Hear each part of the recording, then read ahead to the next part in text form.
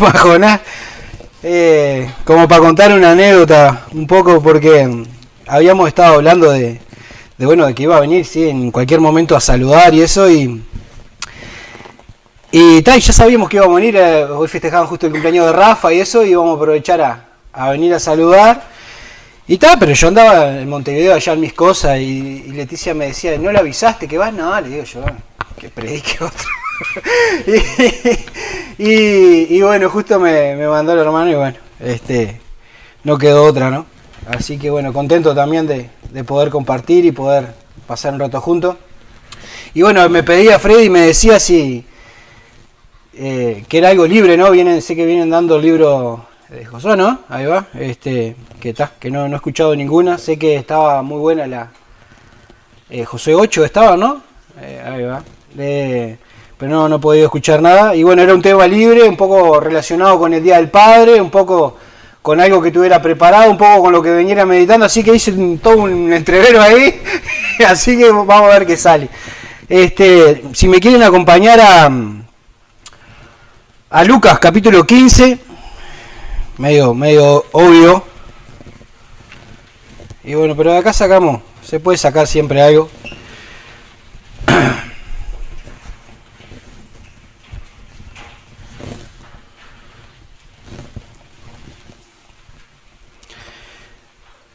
Oramos para... Señor, te doy gracias por este tiempo que podemos compartir, Señor, en tu presencia, Señor. Gracias que podemos abrir tu palabra, Señor, por tu gracia, por tu misericordia, Señor. Gracias, Señor, que nos has trasladado, Señor, del reino de las tinieblas, Señor, donde éramos cautivos, Señor, donde no podíamos salir, donde éramos enemigos tuyos, como escuchábamos a primera hora, Señor. Y nos has trasladado al reino de la luz, Señor. Hasta el reino maravilloso, Señor, en donde nos podemos complacer, Señor, de ver tu gloria, Señor, de ver tus atributos, de deleitarnos, Señor, en tu majestad y de poder ser llamados tus hijos, Señor, por pura gracia. Señor, te pido en esta hora que me ayudes, Señor, a hablar tu palabra, Señor, y que tú estés obrando, Señor, a través de tu Espíritu Santo, Señor, libremente en este lugar, Señor, y haciendo tu obra, Señor. En el nombre de Cristo Jesús. Amén. Bueno, Lucas 15, capítulo 11, dice Jesús, viene hablando de, no sé si, creo que la mayoría conocen esta parábola, ¿no? La parábola del hijo pródigo, acá donde Jesús iba, para hacer un poco de contexto por si alguno no la conoce, ¿no? A Jesús se acercaban todos los publicanos y pecadores para oírle, y bueno, y a los fariseos, ¿verdad? Los religiosos ahí estaban murmurando, diciendo, bueno, este hombre habla y recibe a los pecadores y come con ellos, ¿no? Y murmuraban esto. Entonces ahí Jesús empieza a proferir una serie de parábolas, ¿no?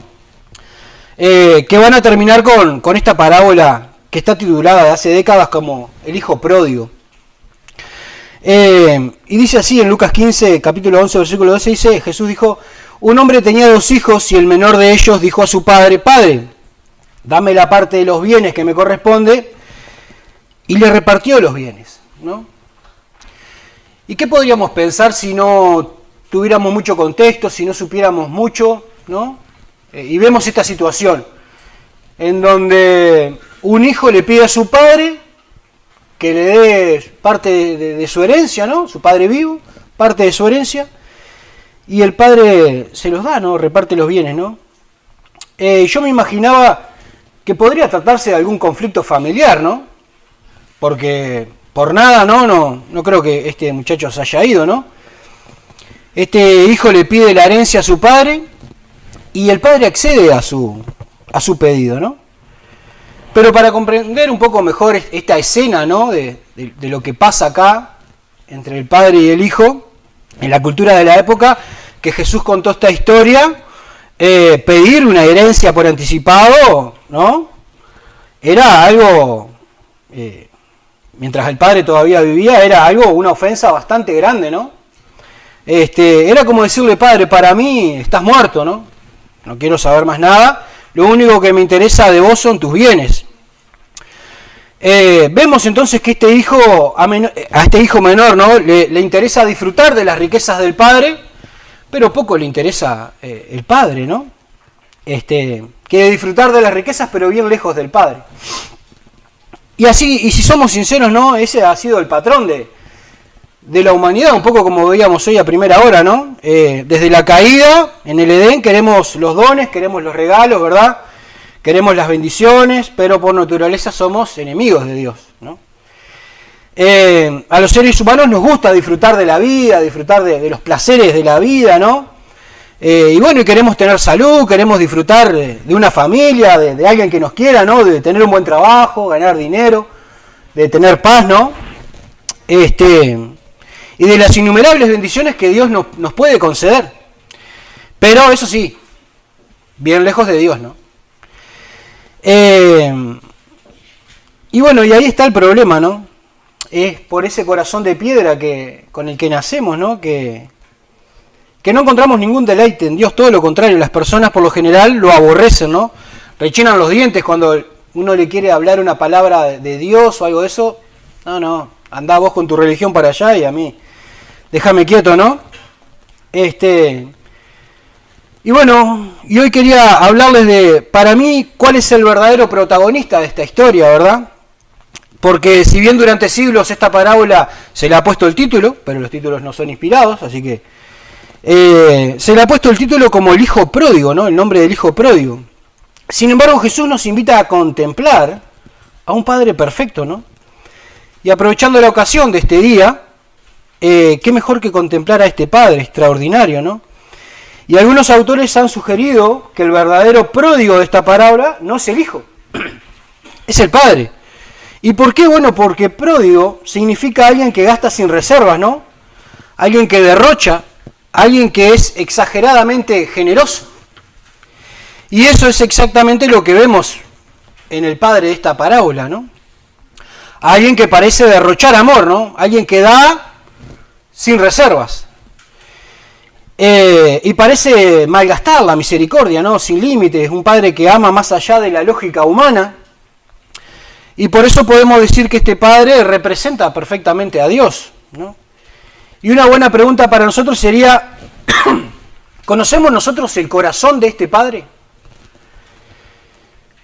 Porque hoy quería tomarme esta libertad, ¿no? Y cambiar el título de esta parábola y tratar más bien como el padre pródigo, ¿no? Y ojalá, yo pensaba que nuestros corazones, ¿no? Puedan ver a ese padre pródigo. Porque si meditamos en estos pasajes, lo sorprendente no es tanto la insolencia de este muchacho, sino la reacción de su padre. Justo la semana pasada escuché, ¿no? Algo parecido, ¿no? Un padre un hijo que se pelea con los padres y les dice, hagan de cuenta que para mí ustedes están muertos, ¿no? Y es bastante común eso en los muchachos, a veces rebelde, ¿no? Decir, bueno, para mí están muertos, ¿no? Y cuando se pelean con los padres por alguna situación. Pero miremos al padre, ¿no? Porque el texto dice que le repartió los bienes, no se encuentra ningún reproche ni nada, ¿no? Sin embargo, Lucas utiliza esta palabra y es bastante profunda porque el término en griego es bios, supuestamente, ¿no? De donde proviene nuestra palabra biología, que literalmente significa vida, ¿no? Es decir, que el padre no solamente repartió parte de su patrimonio, sino que repartió aquello que representaba el trabajo de toda una vida, ¿no? Y para entregar esa herencia seguramente tuvo que vender partes de sus tierras, ¿no? Y desprenderse de aquello que tanto le había costado construir, tal vez, ¿no? Durante su vida, durante tantos años, ¿no? Y encima de todo eso soportar la vergüenza pública, ¿no? De que su hijo quisiera abandonar la casa llevándose todo. Así que miremos a este padre, ¿no? Porque antes de que el hijo comenzara a sufrir las consecuencias del pecado, El padre ya estaba sufriendo las consecuencias de amar, ¿no? Y qué cuadro tan hermoso nos presenta Jesús del corazón de nuestro Dios, ¿no? Porque así es nuestro Padre Celestial, ¿no? Nos ama de tal manera que está dispuesto a sufrir, ¿verdad? Por aquellos que ama. Y eso sí, Él no obliga a nadie a quedarse a su lado, ¿no? Y fijémonos que este padre no retiene a su hijo, no lo retiene ni por la fuerza ni con ningún intento de manipulación. Y qué recordatorio para nosotros esto, ¿no? Muchas veces queremos retener a alguien por la fuerza, ¿verdad? Hablando acerca del amor o manipulando a las personas para que se queden en la iglesia o para que... Y el amor no lo podemos obligar, no podemos obligar a alguien a amar, ¿no?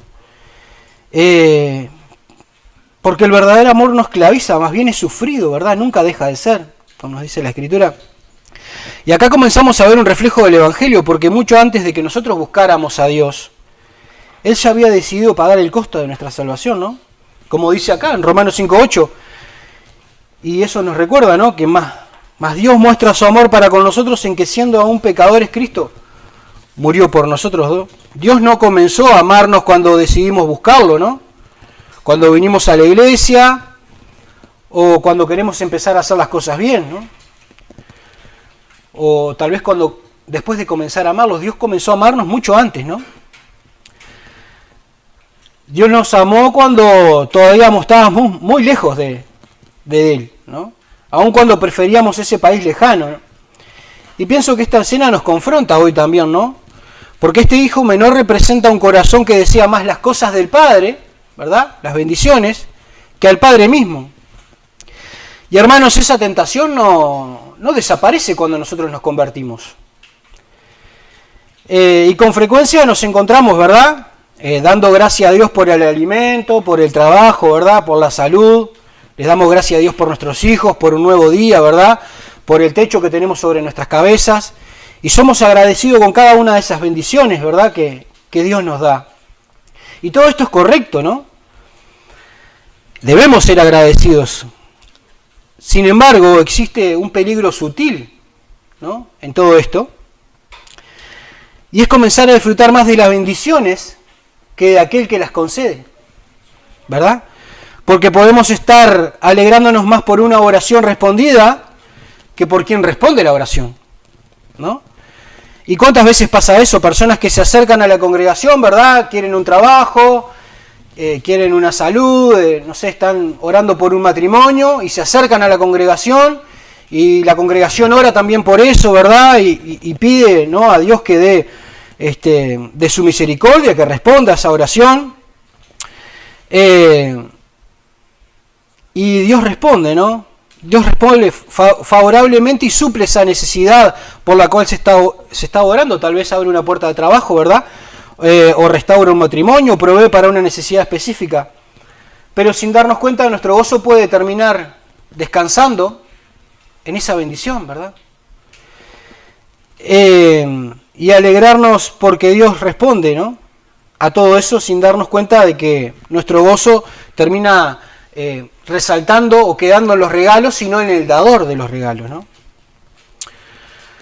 Y esto es tremendo porque incluso podemos estar agradecidos, ¿no?, y decirnos a nosotros mismos, gracias Señor por esta salvación tan grande, ¿no?, y estar agradecidos por la salvación y porque vamos al cielo, porque somos librados del infierno, sin darnos cuenta de que esta salvación tan grande es para deleitarnos del Padre, ¿no?, que es el dador de la salvación. Y muchas veces nos importa más lo que recibimos, ¿no?, que de quién lo recibimos, ¿no? Y eso no debería ser así. Así como el hermano menor, ¿no? Pasa que queremos tener la herencia sin el Padre. Y esta sigue siendo uno de los mayores peligros en la vida cristiana, ¿no? De que sin advertirlo estemos disfrutando más de los beneficios de la vida cristiana que de la presencia del Padre. El Salmo 16:5 decía: Jehová es la porción de mi herencia y de mi copa. Y este salmo nos recuerda que en la antigüedad los sacerdotes no tenían heredad, ¿no? Como las demás tribus, sino que Dios mismo era su herencia, ¿no? También tenemos a Asaf en el Salmo 73, ¿verdad? Que tantas veces nos representa, ¿verdad? Ahí luchando el mismo, ¿no? Y pensando, haciendo preguntas acerca de la prosperidad de los impíos y termina exclamando, ¿no? Una de las declaraciones más hermosas de la Escritura, diciendo: ¿a quién tengo yo en los cielos sino a ti, ¿no? Y nada de ti deseo en la tierra. Mi carne y mi corazón desfallecen, mas la roca de mi corazón y mi porción es Dios para siempre. Y este es el corazón que el Padre quiere formar en nosotros, ¿no? Un corazón que agradece por los dones, sí, pero que encuentra su mayor deleite, su mayor satisfacción en el dador, ¿no? Porque la mayor bendición nunca fue el cielo, ni la ausencia del infierno, ni siquiera las incontables bendiciones que Dios derrama a diario en nuestras vidas, ¿no? La mayor bendición del Evangelio es que por medio de Jesucristo podemos volver a tener comunión con el Padre, aquella que se perdió en el huerto. Y a veces perdemos el foco de eso, ¿no? A mí me pasa. Y esa es nuestra herencia, ¿verdad? Ese debe ser nuestro deleite. Y eso debe llenar nuestra alma de gozo, ¿verdad? El saber esas verdades, ¿no? El poder deleitarme en el Padre, ¿no? El segundo punto, quería ver este Padre que corre hacia el pecador. Como decía Gustavo hoy, ¿no? Es un Padre que va y abraza al pecador, ¿no? Y miren, después de recibir esta herencia, para resumir un poco, este hijo menor se va lejos, ¿no? A una provincia apartada. Ahí gasta toda su fortuna, viviendo perdidamente. Lo pierde todo, pierde su dinero, pierde los amigos, vamos a ponerlo así, pierde la dignidad, ¿no? Y finalmente termina cuidando cerdos. El trabajo más humillante para un judío en aquella época, terminar cuidando cerdos, ¿no? Encima queriendo comer de la comida de los cerdos, ¿no? Tremendo. Este muchacho que había salido de la casa de su padre, creyéndose libre, termina esclavo, termina hambriento y deseando comer la comida de los cerdos, ¿no? Y así ha pasado siempre desde el principio. El pecado promete libertad y nos paga con esclavitud, ¿verdad? Promete una vida en abundancia, pero te paga con vacío. Promete vivir la vida, ¿no? Pero te paga con la muerte.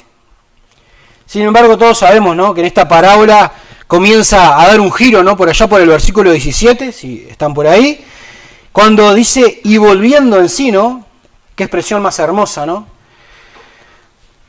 Porque el pecado nos hace eso, nos hace perder el juicio, nos hace perder la cabeza, como solemos decir, ¿verdad? Y este volviendo en sí es una tremenda noticia, ¿no? Porque es parte del verdadero arrepentimiento, comienza cuando Dios abre nuestros ojos para ver la miseria de nuestra condición delante de Él, ¿no? Y este hijo comprende, ¿no? Que hasta los jornaleros de su padre viven mejor que él. Y entonces idea un plan, pone un plan de regreso para regresar a su casa, y él piensa para sí, ¿no? En el versículo 18 dice: me levantaré e iré a mi padre y le diré: Padre, he pecado contra el cielo y contra ti. Ya no soy digno de ser llamado tu hijo. Hazme como a uno de tus jornaleros, ¿no? ¿Y qué vemos en esta reflexión? Está bien, hay arrepentimiento, pero él todavía no conoce el corazón del Padre. Porque él piensa, bueno, dice, voy a ir, pero voy a pagar por... Hazme como uno de tus jornaleros, yo me voy a arreglar esto, a enmendar esto que hice, ¿no? Y sigue existiendo esa relación basada en los méritos, ¿no? En su mente. Él ya no espera ser un hijo, solamente espera a convertirse en un buen trabajador, ¿verdad? En poder hacer las cosas bien, ¿no? ¿Y acaso eso no sucede a veces con nosotros? Cuando caemos, cuando nos alejamos, cuando nos enfriamos, ¿verdad? Y decimos, ahora sí, ¿no? Tengo que empezar a ponerme las pilas, Señor, ¿no? Porque te quiero demostrar, ¿no? Que realmente estoy arrepentido con esto, que ya no quiero repetir este pecado, ¿verdad? Voy a servirte más, voy a orar más, voy a leer más la Biblia, para que Dios vuelvas a aceptarme, ¿no? Y sin darnos cuenta queremos volver a esa relación de méritos, ¿no? Y nos acercamos, como empleados al Padre, cuando Él nos sigue viendo como hijos. Él nos sigue viendo como hijos, ¿no? Y miremos al padre en Lucas 15:20, dice, y levantándose vino a su padre. Y cuando aún estaba lejos lo vio su padre y fue movido a misericordia y corrió y se echó sobre su cuello y le besó. Y creo que cada una de estas palabras merece nuestra atención, ¿no? Porque dice cuando aún estaba lejos, ¿no? ¿Cómo el padre pudo verlo de tan lejos, ¿no? Antes que todos. Y la razón es simple, el padre lo estaba esperando. El padre no era un resignado, ¿verdad? El padre no era indiferente, ese padre era un padre que miraba todos los días el camino de aquel hijo, ¿no? Todos los días miraba, salía de su casa, ¿no? Esperando ver en el horizonte una silueta que se dibujara la forma del hijo, ¿no? Y seguramente muchas veces pasó tardes y noches con el corazón entristecido, ¿verdad? Sin embargo, él nunca dejó de esperar. Y así es nuestro Dios, ¿no? Y esto nos recuerda que antes de que nosotros buscáramos al Padre, Él ya nos estaba esperando. Y luego dice que fue movido a misericordia, ¿no? Y acá no se trata de una compasión superficial, ¿no? El corazón de este padre se conmueve ante la miseria de su hijo, ¿no? Y entonces sucede lo inesperado. Y corrió, dice. Y el padre corre al encuentro de su hijo, y ya hemos leído tantas veces esta historia que capaz que se nos pasa como algo desapercibido, como algo normal, ¿no? Sin embargo, para los que no se le pasó como algo desapercibido fue para los de aquella época, ¿verdad? Porque no se corría, quedaron escandalizados, ¿no? En aquella cultura un anciano respetable jamás corría. Porque hacerlo era levantar su túnica, ¿verdad? Y dejaba al descubierto las piernas y eso era considerado vergonzoso, ¿no? Miren, incluso los hombres importantes de aquella época, ¿no? Los sabios, los hombres respetados de aquella época, caminaban lentamente, ¿no? Era como algo de prudencia, como algo de, ¿no? De sabiduría, respeto. Imagínense correr. Era algo totalmente inapropiado de dignidad. Pero este padre no piensa en su dignidad, no piensa en su reputación, no piensa en el qué dirán, no le preocupa perder su prestigio. Él solo tiene una preocupación. Y es que su hijo ha vuelto a casa y él quiere abrazarlo antes que nadie, ¿no? Y miren, según los estudiosos, esta escena se da, esto de que el padre vaya primero al hijo, se da porque en aquel tiempo, la costumbre de la época, ¿no? Si un hijo había deshonrado de esa manera, como había deshonrado este hijo al padre, a la familia, ¿verdad? Podía ser rechazado públicamente por la aldea, ¿verdad? Se hacía una ceremonia de vergüenza y era rechazado, ¿no? Y así que el padre corre, ¿verdad? Y el padre llega primero y se interpone entre él y el juicio que pueda establecer el pueblo, con razón, obviamente, ¿no? Y él lo cubre con su propia honra, ¿no? Antes que la condenación alcance a este muchacho. Y yo me preguntaba, ¿no es acaso lo mismo que hizo Dios con nosotros? Cuando todavía éramos pecadores, como dice el pasaje, ¿no? Cristo vino a nuestro encuentro. Y Él cargó sobre sí mismo nuestra vergüenza, ¿verdad? Él se interpone entre nosotros y el juicio que realmente merecemos, ¿no? Y el Padre no esperó a que llegáramos limpios tampoco a la casa.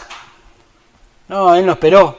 Él también sale al encuentro. Seguramente el hijo venía con olor a cerdo de los chiqueros, vaya a saber, ¿no? Con ropa toda maloliente. Y el padre no esperó, no, bañate, después vení. No, el padre sale, corre y lo abraza y lo besa, ¿verdad? Y así sale Dios a nuestro encuentro, ¿no? A buscarlos cuando aún estábamos en nuestra inmundicia, ¿no?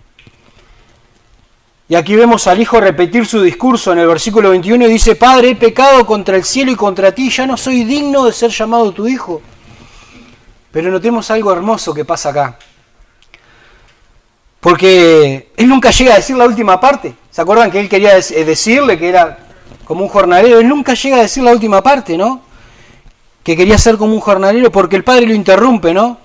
Y no porque el arrepentimiento no sea importante. Es porque la gracia siempre va primero, ¿verdad? Y es por esto que el padre inmediatamente le ordena sacar el mejor vestido, vestirle, ponerle el anillo en su mano, el calzado en sus pies, ¿verdad? En el versículo 22. Y cada uno de estos regalos tiene un significado, ¿no? El vestido nos habla de aceptación, ya no lleva los harapos de ese país lejano. Será vestido con la dignidad de la casa del Padre. El anillo representa la autoridad y la presencia, ¿no? Y no está siendo contratado como un empleado, está siendo restaurado como un hijo, ¿no? Las sandalias también hablan de filiación. Aparentemente los esclavos más bien andaban descalzos, ¿no? Y finalmente el becerro engordado, ¿no? Anuncia una gran fiesta, ¿no? Así que miremos al Padre. Miremos al Padre. Cuánta misericordia, cuánta bondad, cuánto amor, cuánta gracia, ¿no? El Padre no está recuperando un sirviente, está recibiendo un hijo. Y aquí debemos algo preguntarnos, ¿no? A nosotros, ¿con qué imagen de Dios vivimos en el día a día? ¿Cómo lo vemos nosotros a Dios en nuestro día a día? ¿Como el dador de todas las bendiciones? ¿No? Existen creyentes que saben la doctrina de la justificación de pe a pa, ¿no? De la A a la Z, saben todo acerca de teología, sin embargo en la práctica siguen relacionándose con Dios como, no sé, como si fueran empleados, ¿verdad? Y piensan que cuando obedecen o cuando andan mejor, ¿verdad? Dios los ama un poco más, y cuando fracasan, Dios los está esperando así como diciendo, está flojo. Y pasa, ¿no? Y tenemos esa imagen de, no sé, de padre dictador, tal vez, de que se va a enfurecer, de que... Sin embargo, ese no es el Padre que Jesús nos muestra en esta parábola, ¿no? Nuestro Padre es justo, es santo y aborrece el pecado. Es verdad, pero también nuestro Padre es un Dios que corre a abrazar al pecador arrepentido, ¿no? Porque toda nuestra deuda ha sido saldada en la cruz del Calvario. Y ese es el maravilloso evangelio que predicamos. Vuélvanse a Dios confiando en que Cristo ya hizo todo lo necesario para que el Padre nos reciba como hijos. El punto 3, pensaba, porque la mayoría de la gente termina ahí, el hijo pródigo, pim, ahí, y se termina la parábola, pero la parábola sigue. Porque el padre sale y ruega al otro hijo para que entrara a la casa, ¿no? Y la mayoría termina con esto, ¿no? Porque, bueno, el hijo pródigo vuelve a la casa, todos contentos, todos felices, y terminamos el cuento mejor, lo terminamos feliz, ¿no? Lo terminamos ahí en la mitad. Sin embargo, Jesucristo introduce un segundo acto, completamente inesperado. Vemos que el hijo menor ha sido recibido, la fiesta ha comenzado, todo parece indicar que la familia vuelve a estar reunida.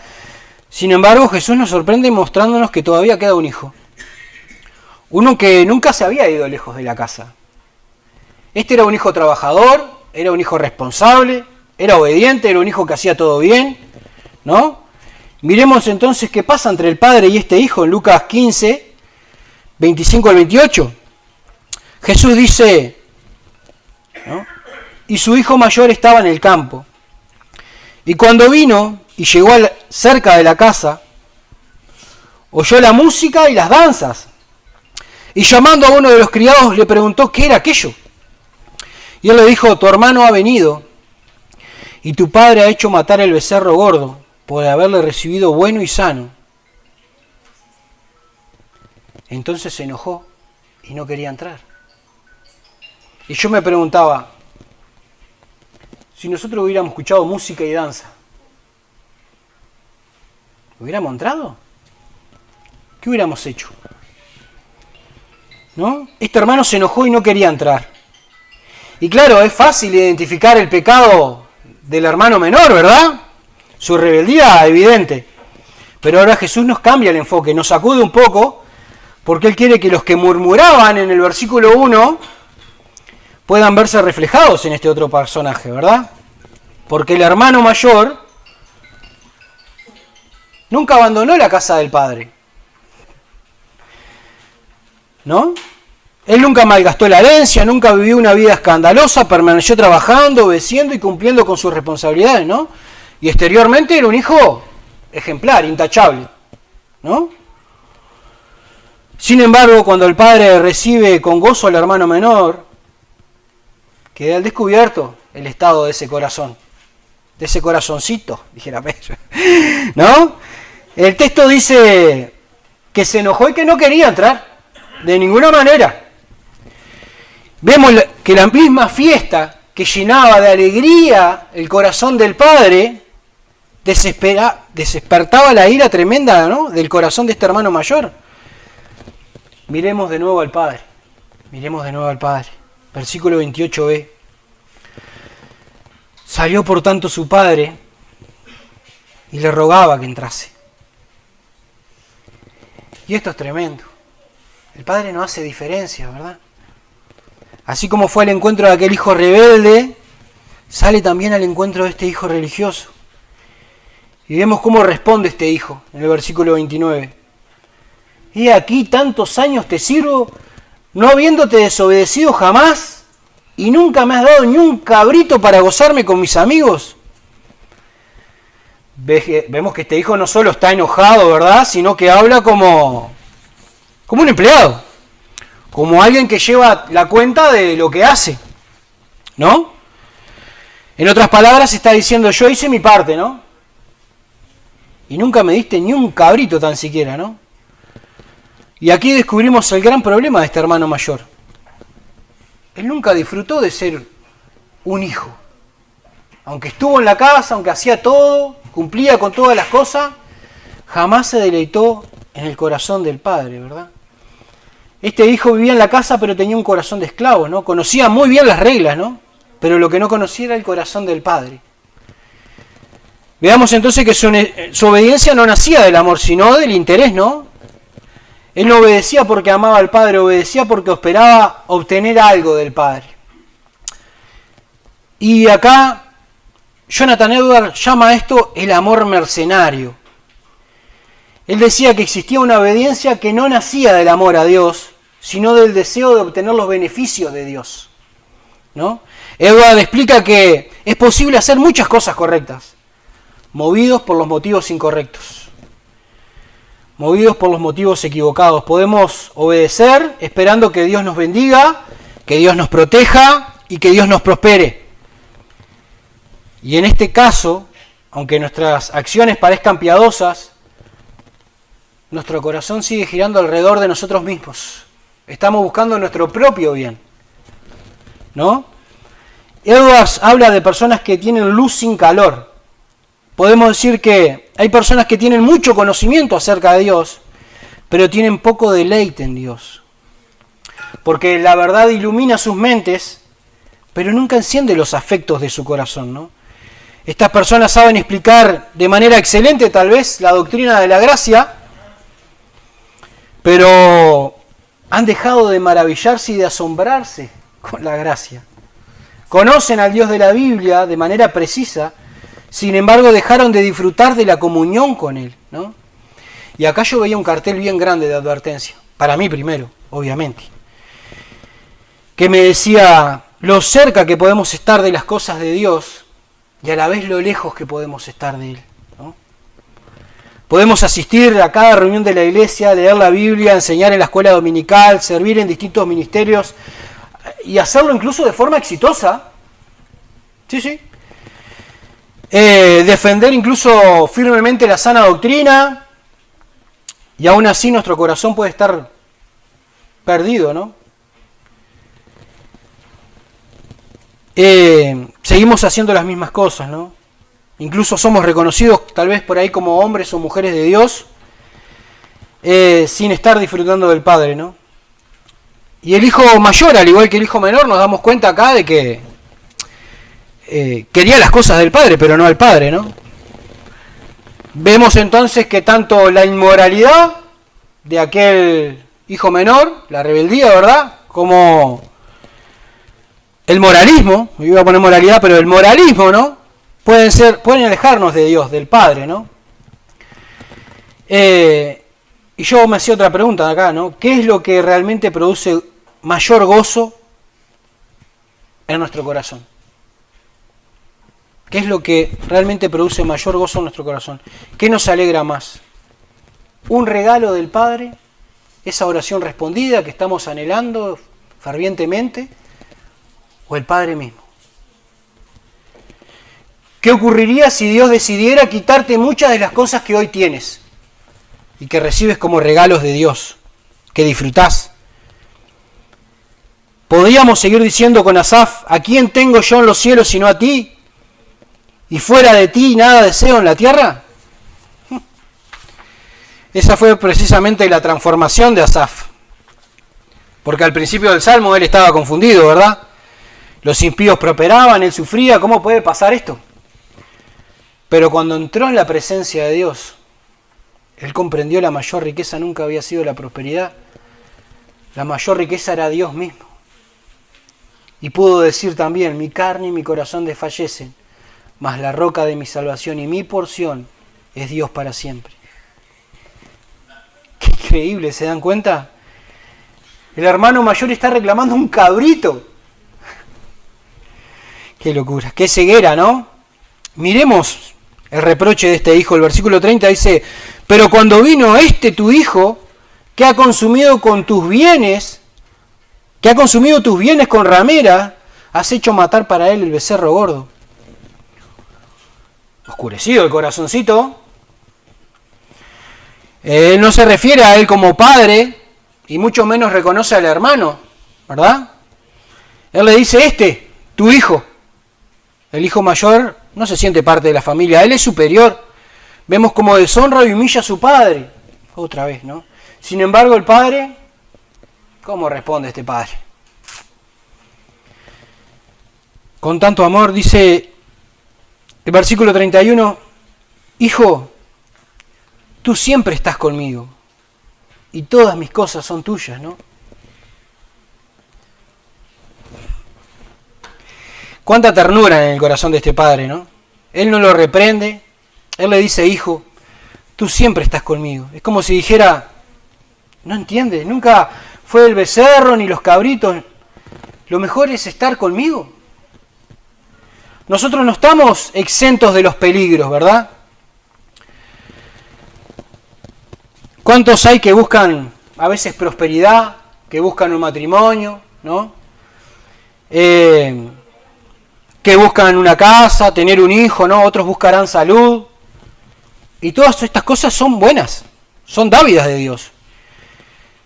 Sin embargo, el Evangelio no consiste en que Dios mejore nuestras circunstancias. El Evangelio consiste en que por medio de Jesucristo somos reconciliados con el Padre para volver a disfrutar de Él. Porque el mayor regalo de la salvación no es una vida más cómoda. El mayor regalo de la salvación es una restauración, una comunión restaurada con Dios a través de Jesucristo. Y esto me llevaba al punto 4. Un padre revelado perfectamente en su hijo. Espero que hasta ahora hayamos visto este padre extraordinario, ¿no? Un padre que entrega su vida, un padre que espera pacientemente, un padre que corre hacia su hijo rebelde y que también le ruega al otro, al religioso. Y ojalá podamos ver el corazón de este padre, ¿verdad? Y seamos conmovidos por lo que costó llevarnos a casa. Porque en esta parábola, en estas parábolas, ¿verdad? Cuando arrancaba este capítulo de Lucas 15, había una parábola primeramente de una oveja perdida en donde un pastor sale a buscar a esa oveja. Después hay otra parábola de una moneda perdida en donde una mujer busca la moneda hasta que la encuentra, ¿no? Sin embargo, en la del hijo perdido, ¿quién salió a buscarlo? ¿No? ¿Quién debió haber ido, no? En aquella cultura todos sabían la respuesta.